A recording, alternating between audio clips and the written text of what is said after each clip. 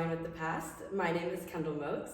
In these videos, we will be interviewing guests who have shaped New Holland, Pennsylvania's agriculture history, and we will just be talking with them about their experiences that they've had.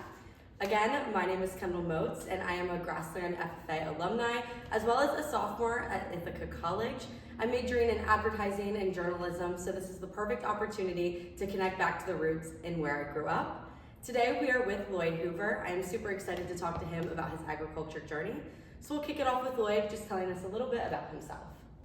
Well, I have had a wonderful experience at Gardens Spot High School and their ag program there. For me, it was a God thing. I was a student in Conestoga Valley school system for my early years, and I struggled in academics and in my social life there, and I was going through a really dark time in my life. I had just experienced the death of my oldest brother, my hero, and I wasn't handling it well. I was dealing with a lot of depression, and my dad wasn't handling it well, so I didn't have the help from my dad to really see me through that. And the opportunity came up for me to transfer to Garden Spot for their ag program. I lived in a farm in Leola, and alongside my farm was the farm of my best friend Ken Groff, and he had transferred from Conestoga Valley to Garden Spot for their ag program the previous year and introduced to me that possibility. So with a very simple process and request from Conestoga Valley School District, I was able to transfer to Garden Spot, which became a real life-giving experience for me. Garden Spot became a refuge for me. It became a place of healing, and I experienced new life there. That's wonderful. So what was that transition like going to Garden Spot? Obviously it was amazing, new life. What were some of those experiences that you had that really made you feel like Garden Spot was the place to be? Well, it began by finding in my ag teacher there, Phil Ogline, an individual that cared about me as a person. He believed in me, and I was able to sense that, and he saw things in me that I didn't see in myself. And along with Cliff Day, he became a successor in the ag program there, as far as a teacher down the road and the advisor of the FFA there. Those two individuals just nurtured me into a new place of life. That's wonderful. They never accepted no to the possibilities and challenges that they'd set in front of me, and I seized the moments of opportunity and don't regret that. That's awesome. Now, speaking of seizing moments of opportunity, what were some of your supervised agriculture experience projects that you had in high school? Well, it began with needing some space for doing those projects on our family farm. Mm-hmm. And my dad was open-minded, and he allowed me to purchase a burnout mobile home. Okay. And my brother helped me to renovate it into space for a veal calf operation and a farrowing operation for breeding swine. And that became the place, and we developed it and set it up like a residential home, to the extent that we've even had flowers delivered to the home, thinking that somebody lived there. Yeah. So it became part of our farm premises there, and became a great place for developing those two enterprises. Yeah.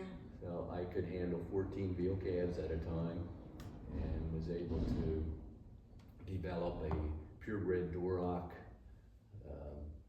swine breeding operation where I bred my own show animals for local shows here, and that became a great place of satisfaction, and so developed that. Yeah, and do you still, I know you still live on your family's farm in Leola, are you still involved with farming to this day, or has the operation died down a little bit? The operation has died down a bit. Okay. I took on some other areas of opportunity. Okay. We'll talk about that later, but I want to keep talking about high school. What were some of the most valuable lessons that you've learned, whether that was through learning about different things within farming or just because of the valuable like ag teachers you had and all of the other strong agriculture people that were around you? Well, I was stretched into leadership positions that was a very foundational learning experience for me. Even beginning with the FFA motto of learning to do, doing to learn, earning to live, living to serve. And that became a foundational premise for me as I think back on my life, because I was able to learn, apply that, and it stretched me into opportunities where my life became more of a life of service to the community and church, and ultimately an expression of honoring God in light of the many ways that He blessed me in my life. What were your favorite events that you participated in within the FFA in high school? Well, during the school, during my 4 years in high school, I think of different opportunities. One was I enjoyed competition and showing my own breeding animals.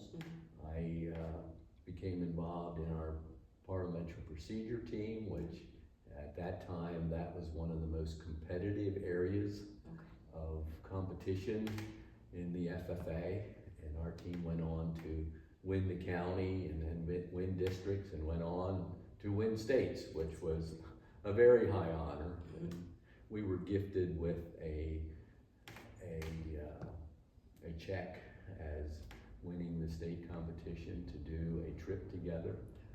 And so our whole team did an excursion to Canada and New England together, and it was an awesome time with Cliff Day, our advisor. A memorable experience I'll never forget. Yeah, for sure. After high school, you are a state officer. Can you tell us about the position that you had and what that year meant to you? I was a statewide vice president, which opened up again lots of opportunities to grow in leadership. Public speaking was something that I was developing in, and it stretched me to travel to locations all across the state with speaking engagements in large crowds and with opportunities that were so far beyond me I couldn't imagine, as I was invited to give the opening address at State Farm Show in an arena full of thousands of people. I was given the opportunity as a state officer to represent Pennsylvania in the President's Leadership Conference in Washington, D.C. Where two individuals from each state came together, so there were 100 together for a whole week in Washington, even connecting with the president. And stretching it was. Took me so far beyond who I saw myself as a little farm boy from Leola. But it opened up to me a world of opportunity and growth. What is one experience during that year of state office that you'll never forget? Oh, wow. And I'll never forget.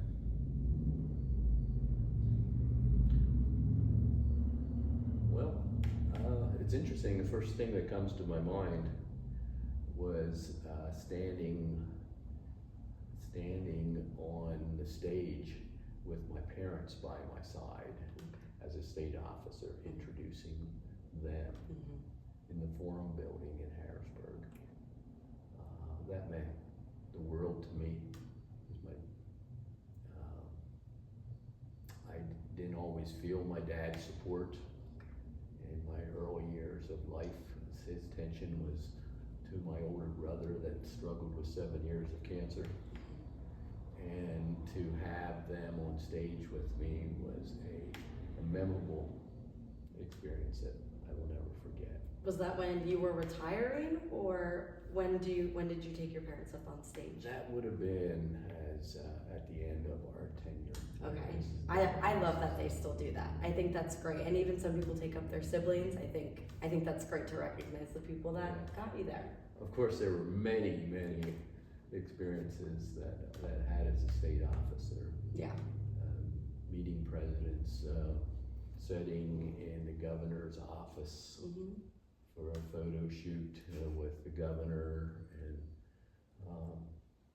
just being respected as somebody that individuals were looking up to.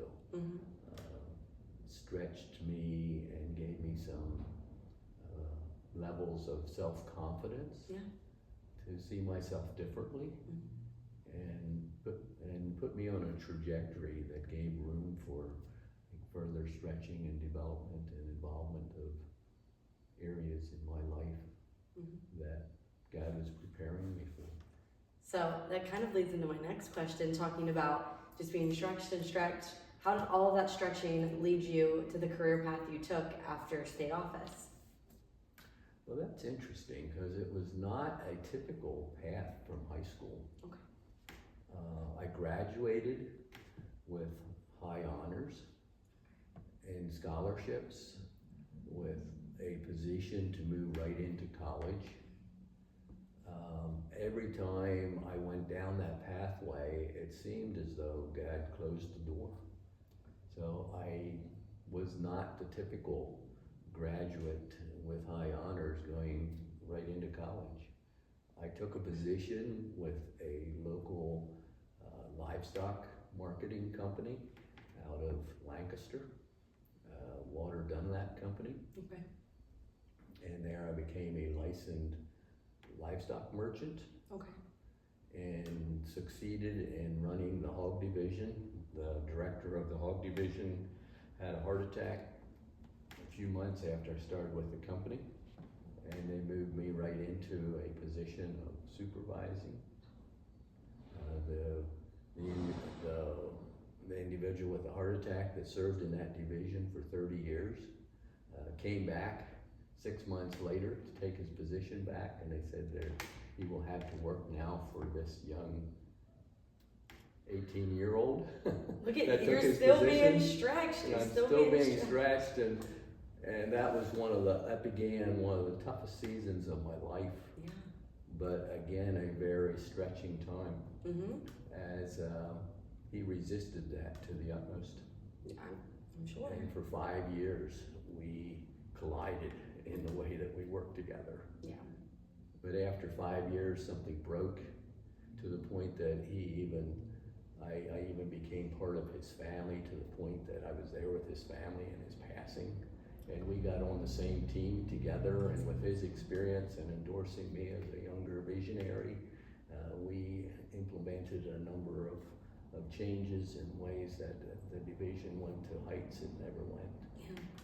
And I had lots of opportunity there. I was appointed a vice president of the company when I was 20 years old, and the president was in his 70s, and it opened up opportunities,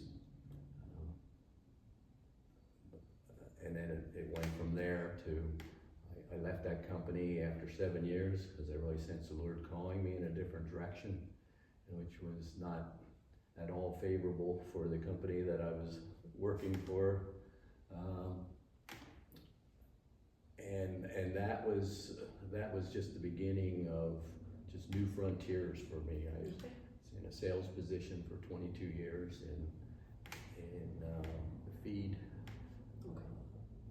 production and sales, animal nutrition and animal production, and that opened up a great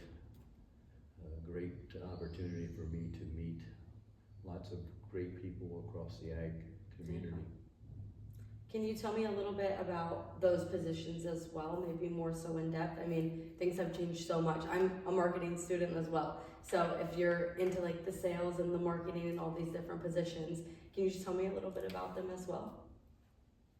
Well, the company was very open for me to find my place in marketing, and I was fairly relational, so I developed a great customer base on relationships. And the company, it was a new company I started working for, White Oak Feed Mills, and I was the first full-time salesman that they had hired. And they were a small company of 5 full-time workers when I started working for them. And the company grew over a period of a few short years, to the point that we developed into a production company, swine production company, along with the feed production. And we reached a point of 150 employees within about 10 years. And it was exciting to see that. I stepped down from the company there after 22 years, as other frontiers were opening for me. I was called as a pastor in our congregation. And from there, after 5 years pastoring, I was called as a bishop, church overseer of our church conference. And that, of course, gave me lots of opportunity to live out my people skills and leadership that I developed back in high school. It was definitely a training that I can't speak enough for, the opportunities that I had there. Along with that, I also